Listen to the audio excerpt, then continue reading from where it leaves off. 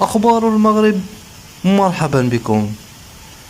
أفادت السلطات المحلية لعمالات المحمدية بأن الحريق اندلع مساء اليوم الخميس حوالي الساعة 6 مساء بمستودع الغاز بمدينة المحمدية.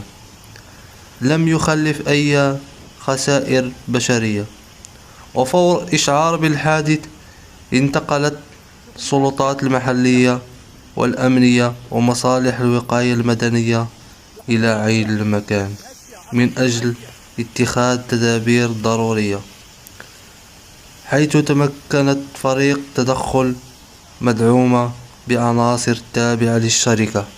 كنتم في رعاية الله، وإلى اللقاء.